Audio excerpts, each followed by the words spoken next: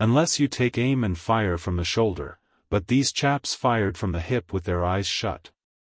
The retreat, I maintained, and I was right, was caused by the screeching of the steam whistle. Upon this they forgot Kurtz, and began to howl at me with indignant protests. The manager stood by the wheel murmuring confidentially about the necessity of getting well away down the river before dark at all events, when I saw in the distance a clearing on the riverside and the outlines of some sort of building. "What's this?" I asked. He clapped his hands in wonder. "The station," he cried. I edged in at once, still going half-speed. Through my glasses I saw the slope of a hill interspersed with rare trees and perfectly free from undergrowth. A long decaying building on the summit was half buried in the high grass, the large holes in the peaked roof gaped black from afar, the jungle and the woods made a background. There was no enclosure or fence of any kind, but there had been one apparently, for near the house half a dozen slim posts remained in a row, roughly trimmed, and with their upper ends ornamented with round carved balls. The rails, or whatever there had been between, had disappeared. Of course the forest surrounded all that. The river bank was clear, and on the waterside I saw a white man under a hat like a cartwheel beckoning persistently with his whole arm. Examining the edge of the forest above and below, I was almost certain I could see movements, human forms gliding here and there. I steamed past prudently, then stopped the engines and let her drift down. The man on the shore began to shout, urging us to land. "We have been attacked," screamed the manager. I know. "It's all right," yelled back the other, as cheerful as you please. "Come along. It's all right. I am glad." His aspect reminded me of something I had seen, something funny I had seen somewhere. As I maneuvered to get alongside, I was asking myself, what does this fellow look like? Suddenly I got it. He looked like a harlequin. His clothes had been made of some stuff that was brown holland probably, but it was covered with patches all over, with bright patches, blue, red, and yellow, patches on the back, patches on the front, patches on elbows, on knees, colored binding around his jacket, scarlet edging at the bottom of his trousers, and the sunshine made him look extremely gay and wonderfully neat withal, because you could see how beautifully all this patching had been done. A beardless, boyish face, very fair, no features to speak of, nose peeling, little blue eyes, smiles and frowns chasing each other over that open countenance like sunshine and shadow on a windswept plain. "Look out, Captain," he cried, "there's a snag lodged in here last night." "What? Another snag?" I confess I swore shamefully. I had nearly holed my cripple, to finish off that charming trip. The harlequin on the bank turned his little pug nose up to me. "You English?" he asked, all smiles. "Are you?" I shouted from the wheel. The smiles vanished, and he shook his head as if sorry for my disappointment. Then he brightened up. "Never mind," he cried encouragingly. "Are we in time?" I asked. "He is up there," he replied, with a toss of the head up the hill, and becoming gloomy all of a sudden. His face was like the autumn sky, overcast one moment and bright the next. When the manager, escorted by the pilgrims, all of them armed to the teeth, had gone to the house, this chap came on board. "I say, I don't like this. These natives are in the bush," I said. He assured me earnestly it was all right. "They are simple people," he added. "Well, I am glad you came. It took me all my time to keep them off." "But you said it was all right," I cried. "Oh, they meant no harm," he said, and as I stared he corrected himself, "Not exactly." Then vivaciously, "My faith, your pilot house wants a clean-up." In the next breath he advised me to keep enough steam on the boiler to blow the whistle in case of any trouble. "One good screech will do more for you than all your rifles." "They are simple people," he repeated. He rattled away at such a rate he quite overwhelmed me. He seemed to be trying to make up for lots of silence, and actually hinted, laughing, that such was the case. "Don't you talk with Mr. Kurtz?" I said. "You don't talk with that man, you listen to him," he exclaimed with severe exultation. But now, he waved his arm, and in the twinkling of an eye was in the uttermost depths of despondency.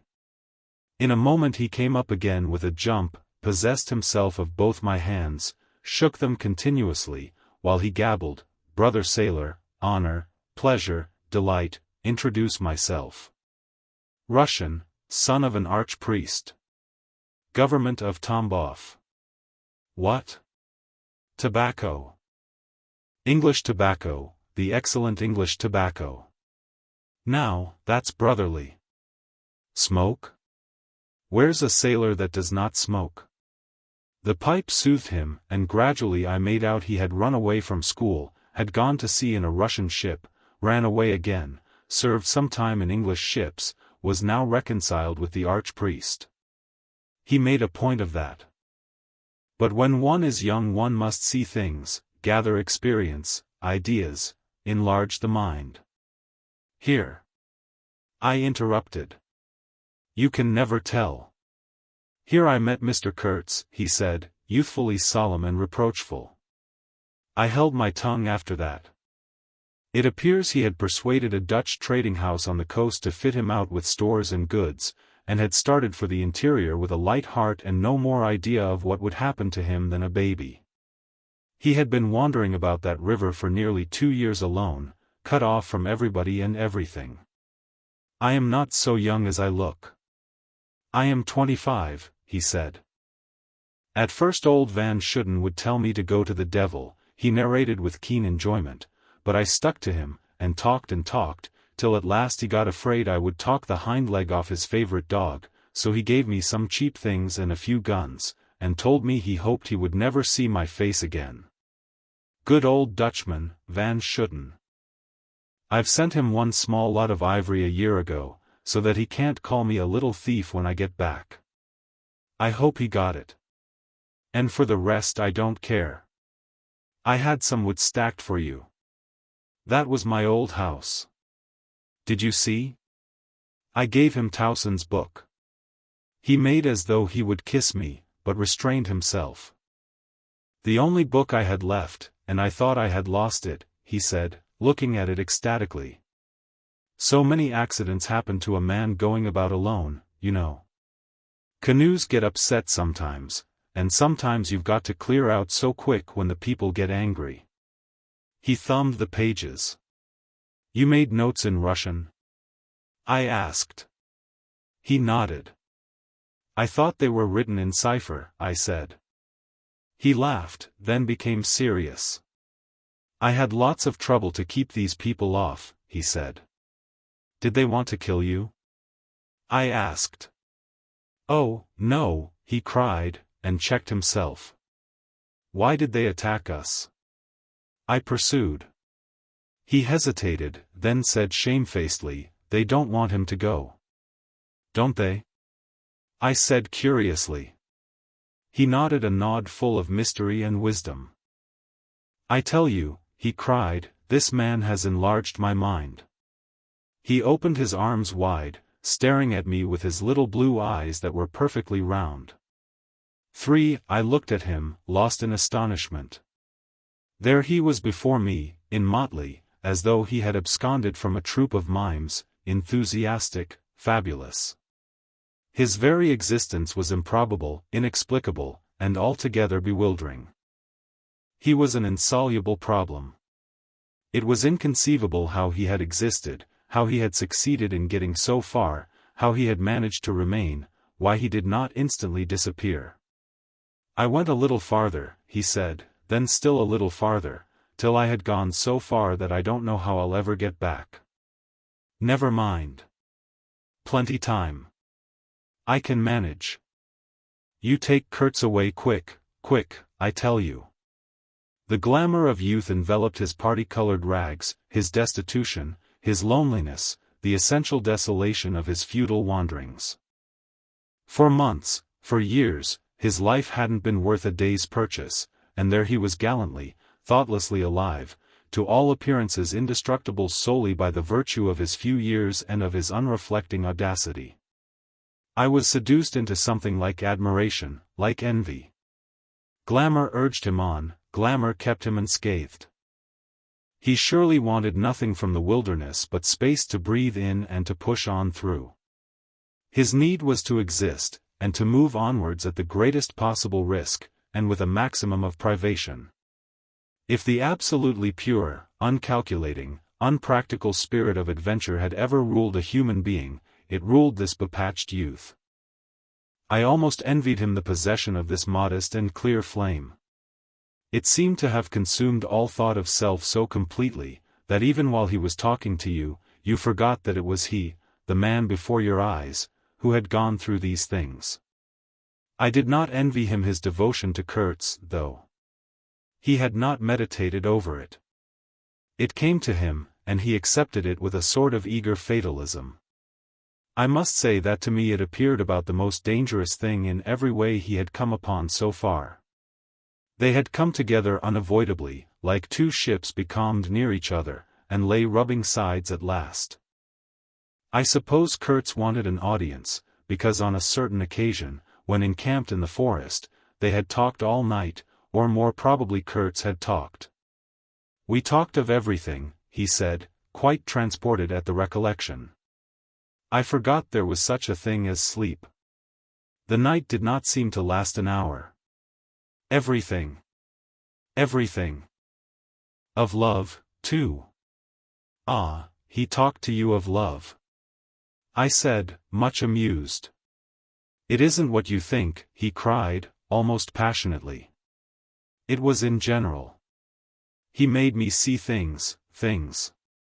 He threw his arms up. We were on deck at the time, and the headman of my woodcutters, lounging nearby, turned upon him his heavy and glittering eyes. I looked around, and I don't know why, but I assure you that never before, did this land, this river, this jungle, the very arch of this blazing sky, appear to me so hopeless and so dark, so impenetrable to human thought, so pitiless to human weakness. And, ever since, you have been with him, of course? I said. On the contrary.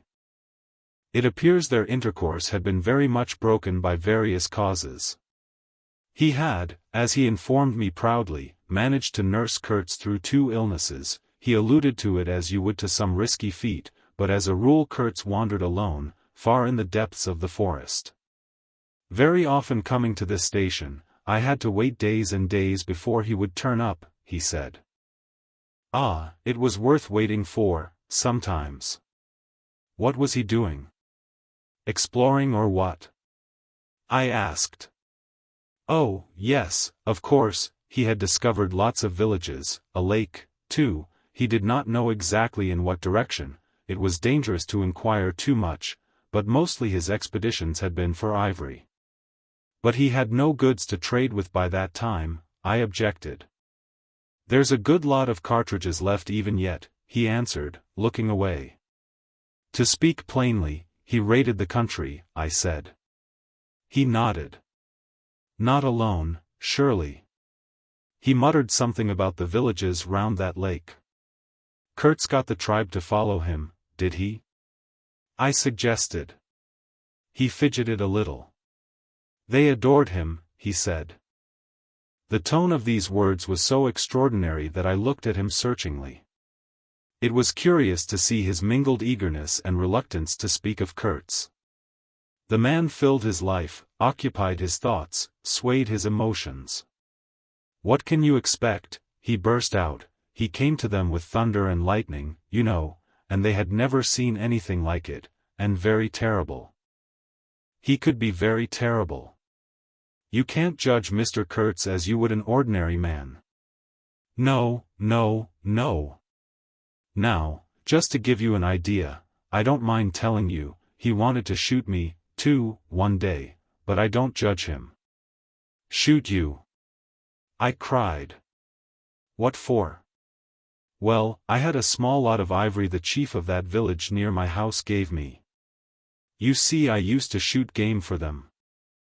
Well, he wanted it, and wouldn't hear reason.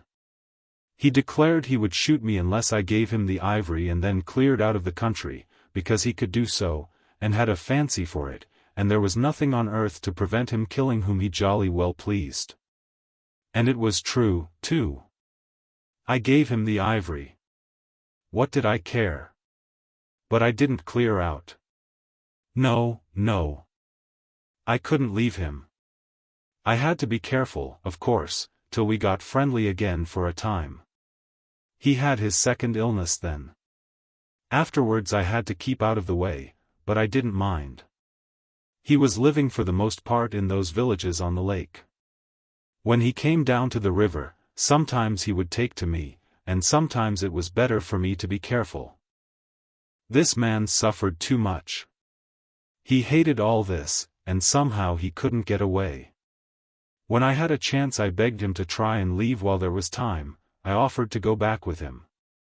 And he would say yes, and then he would remain, go off on another ivory hunt, disappear for weeks, forget himself amongst these people, forget himself, you know. Why? He's mad, I said. He protested indignantly. Mr. Kurtz couldn't be mad. If I had heard him talk, only 2 days ago, I wouldn't dare hint at such a thing. I had taken up my binoculars while we talked, and was looking at the shore, sweeping the limit of the forest at each side and at the back of the house. The consciousness of there being people in that bush, so silent, so quiet, as silent and quiet as the ruined house on the hill, made me uneasy. There was no sign on the face of nature of this amazing tale that was not so much told as suggested to me in desolate exclamations, completed by shrugs, in interrupted phrases, in hints ending in deep sighs. The woods were unmoved, like a mask, heavy, like the closed door of a prison. They looked with their air of hidden knowledge, of patient expectation, of unapproachable silence. The Russian was explaining to me that it was only lately that Mr. Kurtz had come down to the river, bringing along with him all the fighting men of that lake tribe. He had been absent for several months, getting himself adored, I suppose, and had come down unexpectedly, with the intention to all appearance of making a raid either across the river or downstream. Evidently the appetite for more ivory had got the better of the, what shall I say, less material aspirations. However, he had got much worse suddenly. I heard he was lying helpless, and so I came up, took my chance, said the Russian. Oh, he is bad, very bad. I directed my glass to the house.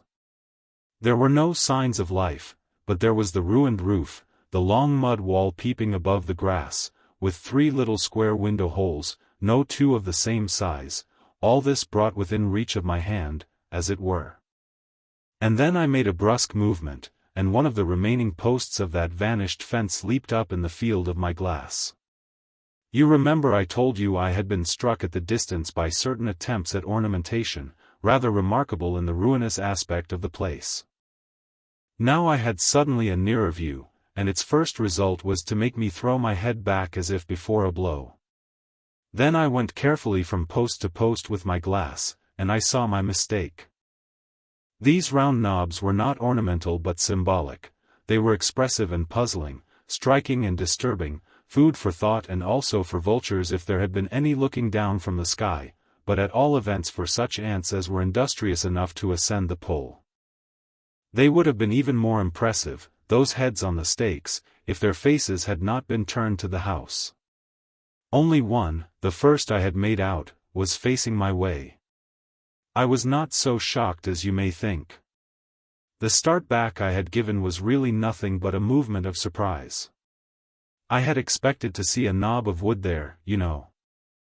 I returned deliberately to the first I had seen, and there it was, black, dried, sunken, with closed eyelids, a head that seemed to sleep at the top of that pole, and, with the shrunken dry lips showing a narrow white line of the teeth, was smiling, too, smiling continuously at some endless and jocose dream of that eternal slumber. I am not disclosing any trade secrets. In fact, the manager said afterwards that Mr. Kurtz's methods had ruined the district.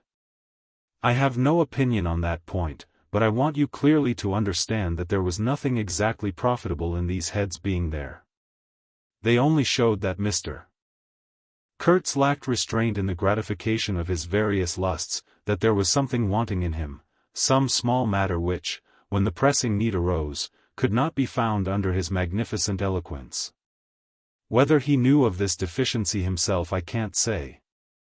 I think the knowledge came to him at last, only at the very last. But the wilderness had found him out early, and had taken on him a terrible vengeance for the fantastic invasion. I think it had whispered to him things about himself which he did not know, things of which he had no conception till he took counsel with this great solitude, and the whisper had proved irresistibly fascinating. It echoed loudly within him because he was hollow at the core. I put down the glass, and the head that had appeared near enough to be spoken to seemed at once to have leaped away from me into inaccessible distance. The admirer of Mr. Kurtz was a bit crestfallen. In a hurried, indistinct voice he began to assure me he had not dared to take these, say, symbols, down. He was not afraid of the natives, they would not stir till Mr. Kurtz gave the word. His ascendancy was extraordinary. The camps of these people surrounded the place, and the chiefs came every day to see him. They would crawl. I don't want to know anything of the ceremonies used when approaching Mr. Kurtz, I shouted.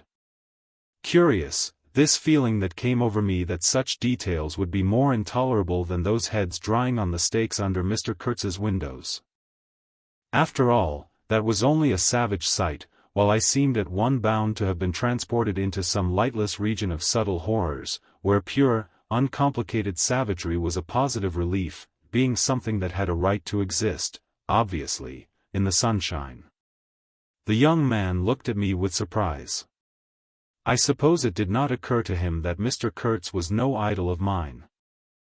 He forgot I hadn't heard any of these splendid monologues on, what was it? On love, justice, conduct of life, or what not. If it had come to crawling before Mr. Kurtz, he crawled as much as the veriest savage of them all. I had no idea of the conditions, he said, these heads were the heads of rebels. I shocked him excessively by laughing. Rebels. What would be the next definition I was to hear? There had been enemies, criminals, workers, and these were rebels. Those rebellious heads looked very subdued to me on their sticks. You don't know how such a life tries a man like Kurtz, cried Kurtz's last disciple. Well, and you? I said. I am a simple man. I have no great thoughts. I want nothing from anybody. How can you compare me to?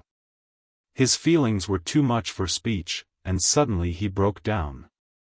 I don't understand, he groaned. I've been doing my best to keep him alive, and that's enough. I had no hand in all this. I have no abilities. There hasn't been a drop of medicine or a mouthful of invalid food for months here. He was shamefully abandoned. A man like this, with such ideas. Shamefully. Shamefully. I haven't slept for the last 10 nights, his voice lost itself in the calm of the evening. The long shadows of the forest had slipped downhill while we talked, had gone far beyond the ruined hovel, beyond the symbolic row of stakes. All this was in the gloom, while we down there were yet in the sunshine, and the stretch of the river abreast of the clearing glittered in a still and dazzling splendor, with a murky and overshadowed bend above and below. Not a living soul was seen on the shore. The bushes did not rustle. Suddenly round the corner of the house a group of men appeared, as though they had come up from the ground. They waded waist-deep in the grass, in a compact body, bearing an improvised stretcher in their midst. Instantly, in the emptiness of the landscape, a cry arose whose shrillness pierced the still air like a sharp arrow flying straight to the very heart of the land, and, as if by enchantment, streams of human beings, of naked human beings, with spears in their hands, with bows, with shields, with wild glances and savage movements, were poured into the clearing by the dark-faced and pensive forest. The bushes shook, the grass swayed for a time, and then everything stood still in attentive immobility. "Now, if he does not say the right thing to them, we are all done for," said the Russian at my elbow. The knot of men with the stretcher had stopped, too, halfway to the steamer, as if petrified. I saw the man on the stretcher sit up, lank and with an uplifted arm, above the shoulders of the bearers. "Let us hope that the man who can talk so well of love in general will find some particular reason to spare us this time," I said. I resented bitterly the absurd danger of our situation, as if to be at the mercy of that atrocious phantom had been a dishonoring necessity. I could not hear a sound, but through my glasses I saw the thin arm extended commandingly, the lower jaw moving, the eyes of that apparition shining darkly far in its bony head that nodded with grotesque jerks. Kurz, that means short in German, don't it? Well, the name was as true as everything else in his life, and death. He looked at least 7 feet long. His covering had fallen off, and his body emerged from it pitiful and appalling as from a winding sheet. I could see the cage of his ribs all astir, the bones of his arm waving.